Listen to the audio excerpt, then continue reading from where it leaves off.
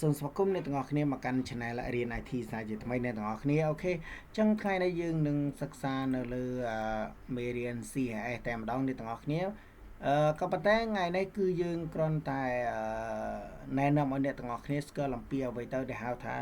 CSS តើគេប្រើវាសម្រាប់ធ្វើអ្វីហើយរបៀបប្រើវាយ៉ាងម៉េចចឹងនៅមេរៀនក្រោយយើងនឹងសិក្សានៃការអនុវត្តតែម្ដងអ្នកទាំងអស់គ្នាអូខេអញ្ចឹងអ្នកទាំងអស់គ្នាអាចចូលទៅអ៊ីនធឺណិតហើយអ្នកទាំងអស់គ្នាអាច download យកសៀវភៅនេះមកតែម្ដងអ្នកទាំងអស់គ្នាបាទគឺសៀវភៅ CS ដែលរៀបចំឡើងដោយសាស្ត្រាចារ្យឈ្មោះថាគួយ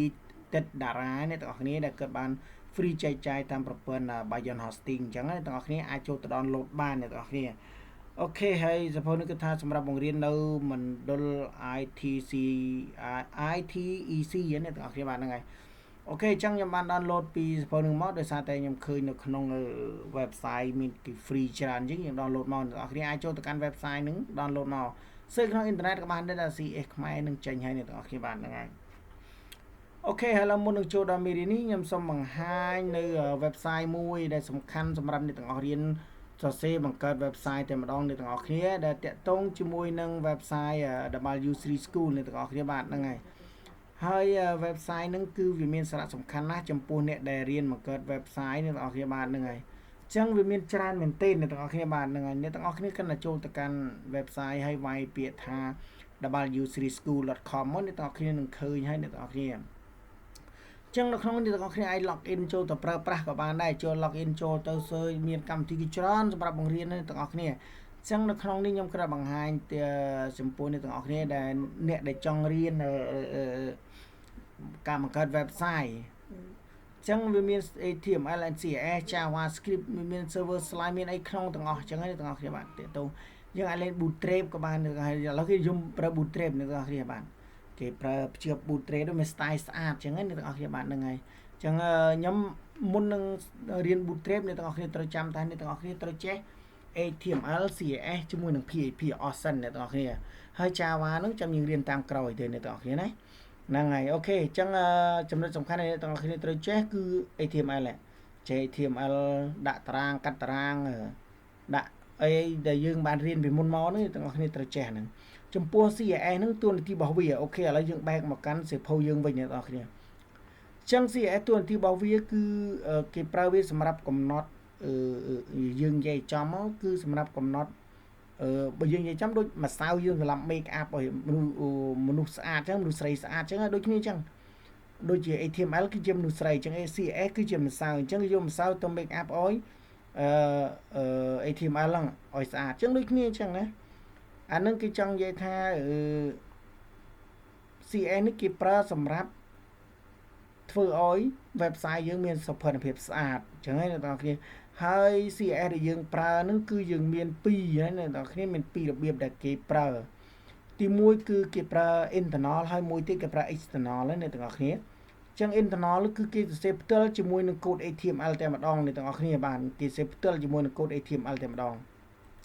ហើយចំណុចសំខាន់ដែលអ្នកទាំងអស់គ្នាត្រូវចាំបំផុតនោះគឺមួយនេះអ្នកទាំងអស់គ្នានេះ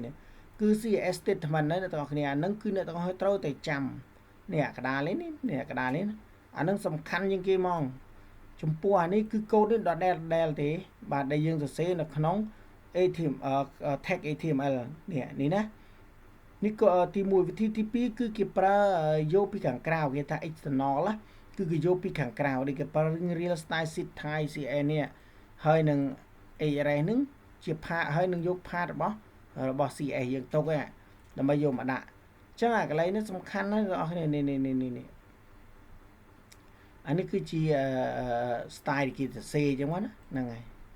អញ្ចឹងគេដាក់ style type យ៉ាងមកចេញមកអានេះគេសរសេរសម្រាប់ import មកពី part របស់ CS អ្នកបងប្អូនចឹងអាចំណុចសំខាន់របស់វាហ្នឹងឯងដែលយើងត្រូវតែចាំអ្នកនរគ្នាចឹងអ្វីផ្សេងខ្ញុំអត់បញ្ជាក់ទេព្រោះវាអត់មានសំខាន់ទេចំពោះ CS អ្វីដែលសំខាន់ដូចខ្ញុំនិយាយអញ្ចឹងចំណុចសំខាន់ទី1គឺគេសេ CS ផ្ទាល់ជាមួយនឹង HTML ហើយមួយទៀតគឺគេយកពីខាងក្រៅមកយើងនិយាយចង់មកយកពីខាងក្រៅមកយកពី CS ខាងក្រៅមកដើម្បីសរសេរចឹងហើយអ្នកនរគ្នាអញ្ចឹងអ្នកនរគ្នាអាច download សៀវភៅនេះហើយយកទៅមើលរ៉ែមកអ្នកនរគ្នាបានមើលលេងមកអ្នកនរគ្នាបានមើលលេងមកចឹងដូចគេដាក់អញ្ចឹងណា អ្វីដែលសំខាន់របស់វាគឺហ្នឹងឯងគឺ statement របស់វាហើយចំណុចវាមួយទៀតគឺវាតកតងជាមួយនឹង class អញ្ចឹង class នេះមានសញ្ញា class នេះអញ្ចឹងគ្រាន់តែនៅឲ្យដឹងទេដល់ពេលអ្នកទាំងអស់គ្នាអនុវត្តនឹងកាន់តែយល់អ្នកទាំងអស់គ្នាអញ្ចឹង class ហ្នឹងគឺគេតាំងដោយនិមិត្តសញ្ញាដកចុចសំទោសចុចហើយ ID គឺគេតាំងដោយសញ្ញាទ្រង់ជ្រូកអ្នកទាំងអស់គ្នានេះអញ្ចឹងការប្រើប្រាស់ដូចគ្នាទេអ្នកទាំងអស់គ្នាកុំឆ្ងល់ថាចាំមួយមិនគេប្រើ ID មួយគេប្រើ class អញ្ចឹងអានឹងគឺតួនាទីវាដូចគ្នាអ្នកទាំងអស់គ្នាអាចប្រើមួយណាក៏ប្រើទៅបើក្នុងនេះយើងបើកstyle CSS អញ្ចឹងបើសិននៅក្នុងករណីក្នុង CSS នេះក្នុង CSS នេះសំទោសក្នុង HTML ហ្នឹងអ្នកទាំងអស់គ្នាសេកន្លែងដែលខ្លះអញ្ចឹងអ្នកទាំងអស់គ្នាគ្រាន់តែយកអាចុចមួយមកដាក់ឈ្មោះពីមុខឈ្មោះខ្លះខ្មែរហ្នឹងមកវាយើង statement អីវានឹងចូលមកកាន់ statement កែមួយនេះហើយនៅក្នុង H1 នេះហើយនេះអញ្ចឹងឲ្យវាកែអាក្នុងហ្នឹងហើយបើសេក្នុង span នេះខ្លះខ្មែរហ្នឹងដែរវាកែនៅក្នុងខ្លះខ្មែរហ្នឹងឯងនេះអញ្ចឹងអានេះពេលដាក់ចុច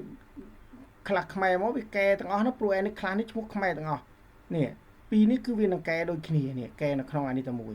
តែបើសិនណាក្នុងអានេះ English នេះខុសគ្នា English មក English មកតែនេះខ្មែរគឺវាកែខ្មែរវាអត់មាន English មក English កែញ៉ៃណាអញ្ចឹងអានេះវាសិនវាកែតាមឈ្មោះនេះបើនេះខ្មែរនៅក្នុងខ្លះខ្មែរគឺវាកែទាំងអស់នេះកែទាំងអស់តែបើសិននៅក្នុង English ខ្លះ English គឺវាកែខ្លះ English ទេអត់មានយកខ្មែរតែកែអង់គ្លេសខ្មែរអត់ចូលគ្នាទេតែនេះដល់គេបានហ្នឹងគេហៅប្រើតែប៉ុណ្្នឹងឯង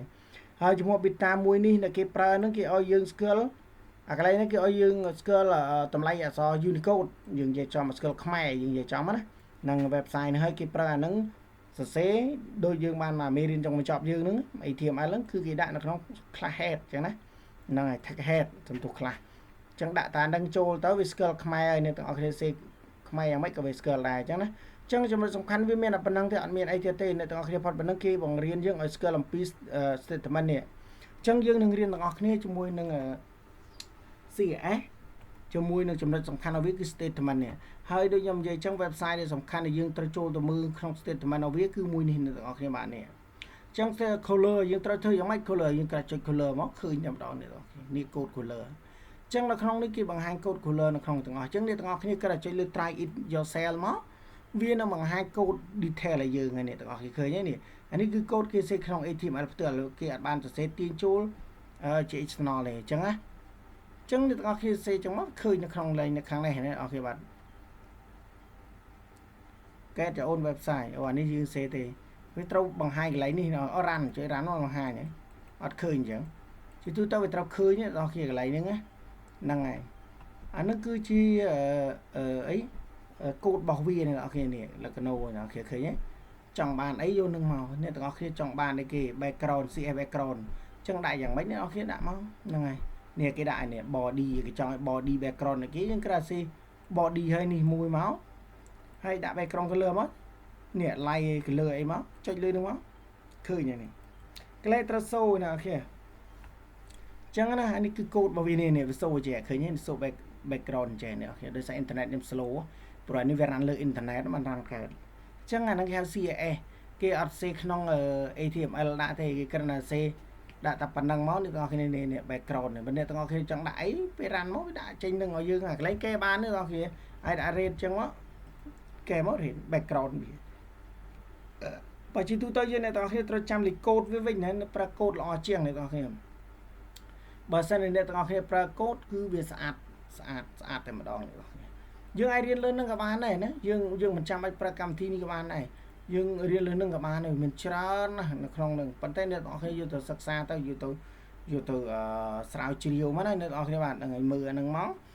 ចាំយើងរៀនទាំងអស់គ្នាអញ្ចឹងនៅយើងមើលទៅសភៅរបស់យើងអ្នកទាំងអស់គ្នាឥឡូវយើងមើលសភៅយើងអត់មានអីច្រើនទេអ្នកទាំងអស់គ្នាបាទហើយនេះគឺពឺអក្សរឲ្យទាំងអស់នេះសិតគេប្រើ CSS នេះឃើញទេនេះ font color នេះ color គេប្រើ div p នេះឃើញ div ក៏អាចចែក tag ទេអ្នកនរគ្នាហ្នឹងមិនជាបញ្ហាទេហ្នឹង